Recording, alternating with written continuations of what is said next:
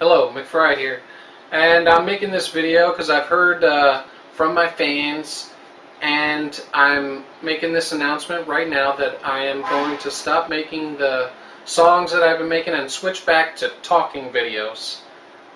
No, I'm not. Why would I? I mean, it's just, that wouldn't make any sense. Alright, so here's the deal.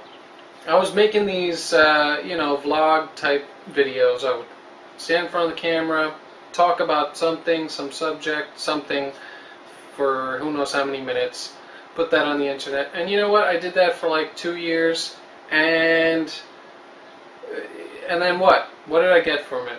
Pretty much nothing. I mean, few people, enjoyed them, but the majority of people would see it and just have no reaction, no interest. I mean, there was a few people. I mean, if you think about it, the amount of people that saw what I did doing that stuff, and it's a lot. There's a lot of people on YouTube. A whole, millions of people saw it. And then you chop that down to the amount of people that are interested in whatever I was talking about. That's such a small amount of those people. And then you got to chop that down even more for the few people that are interested in that topic and are also willing to have me talk about it. That's, I mean, if you're out there and that's you, I mean, thank you, I guess, but it's really, you're in a extreme enemy of the people of the world. So, and not that I'm trying to, make something that's popular or something like that. Well, I am in a sense with the songs, and and I'm happy that more people like that stuff. It seems to have a wide appeal. Like I could make something and it's a little song and people will watch it and they like it, and that makes me happy, And before I would make, political videos, and it's just like, you know what? Most people don't like that. They're just like, they want to threaten me, death threats, call me stupid, this and that, and you know what, fine, that's politics, and that's talking about subjects that people want to argue about, and that's fine. And I could be one of those people that bitches about stuff and talks about things and how they should be and stuff, and or I could, contribute to the world with some happy little songs and make the world a little bit better, and it's just, that's what I want to do. But it should be said that the reason that I switched, and it was a switch that happened in one day, it was a meeting with Joe Felice, which ironically he's one of the oldest fans that I had, of people that watched all my talking videos. I met up with him one day. He said he wanted to hang out and have a beer one night, so I met up with him and Ray William Johnson, and we were at a bar and we were just talking about YouTube and things, because we were all in that. And we realized together that music seems to be the most popular and watched thing on YouTube, the music videos and stuff like that. And so I said, you know what, I could make music and videos and put them on the YouTube and do that. Why don't I do that? That's like, I could make one of those every day, because I was already doing the one-a-day videos. So yeah, so I decided, and they said, oh, okay, yeah, alright. So then my first song video that I made was the Lickin' Ass song, and it seems to be my most successful song, so far that I've made. And I'm pretty proud of it, I guess. It's pretty funny, and yeah. So another thing is that these videos are long. I don't care how interested you think you are in this, you're going to get bored. I mean, nobody can watch something for 5, 10 minutes. A lot of my videos are in that range before I started the songs, and it's just like, it gets boring, because I could talk about stuff. I mean, I have lots of opinions on pretty much everything. And there's been things like in the past, 50 60 days that I've done these songs that I've wanted to talk about. I wish I could talk about it. I wish I could go back to that, but doing the songs. Like, for example, this whole Iran thing, it's like, it's crazy. Like, everybody knows that the leader of that country is this religious guy, the supreme leader, or whatever, I don't know his name, but everybody knows that's the guy who makes the decisions. That's the leader of the country. Now, they have these elections to elect the president. The president is some kind of representative. They may hold some kind of power and some kind of influence, but they're not the president of the country like the president is of our country. And in a sense, he's kind of like the leader of this puppet government that go around, spreading the message of their country and propaganda and whatever, but he's not the leader. So you had this election, and he won it because it's the puppet government, and the supreme leader obviously chooses who's the president. He's the leader, and then supposedly there's an uprising and people are pissed off about it. And how are people, protesting and they're mad about the way things are? Fine. You want to do that? That's fine. And it was peaceful protests, up until a certain point. But these people were arguing, in a sense, on both sides over who's going to be the leader of the puppet government. If that's not the height of stupidity, I don't know what it is. It's like that has no fucking, it has nothing to do with anything. It's just a waste of time and everything.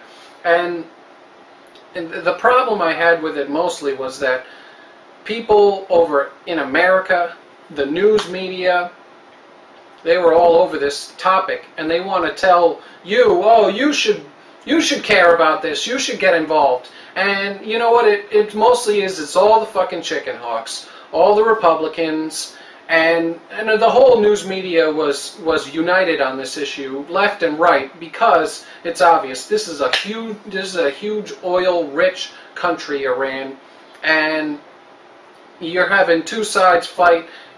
Both sides are extremely rich, oil, they all have business on their side.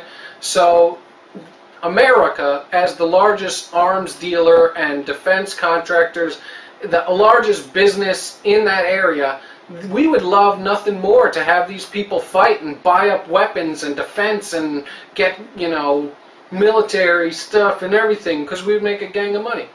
So that was our primary objective in that. And Obama, God bless him, did the most, proper thing for a president to do. He said, we're watching you, we see what your government is doing, it's not right, but we're not going to get involved, and I'm not even going to, he basically said, I'm not going to comment on it either way.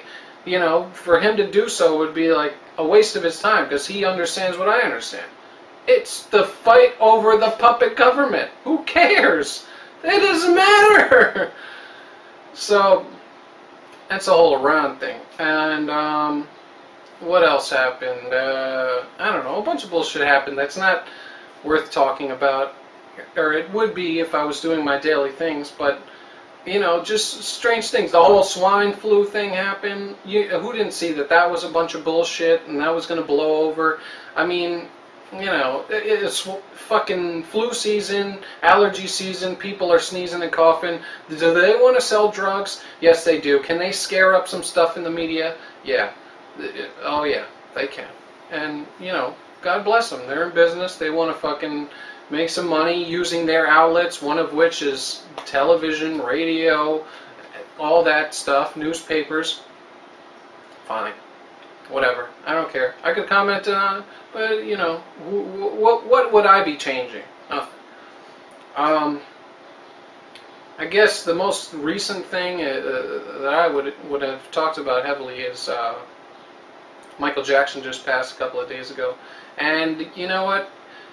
The media and his critics and all those people, his death is on your head, your hands. You have blood on your hands. You killed Michael Jackson. If you criticize him, you ever called him a pedophile, you ever tried to push him into obscurity, you killed Michael Jackson. And, you know, all that stuff that's alleged, that they said he molested children and all that, and that never happened. And the proof is that the good die young. Okay? And he said he's innocent. And this guy, you know, he's a good man. He's a great entertainer. Died young. That's the proof right there. The good die young. He was not an evil man. He did not do evil things. And it's just sad, you know. Michael Jackson, the first you know, album I ever bought, it was a tape. At the time, people bought cassette tapes. This was back in '80s sometime, and I bought Michael Jackson's Bad album, and it was good. I mean, bad meant good back then, if you can believe that.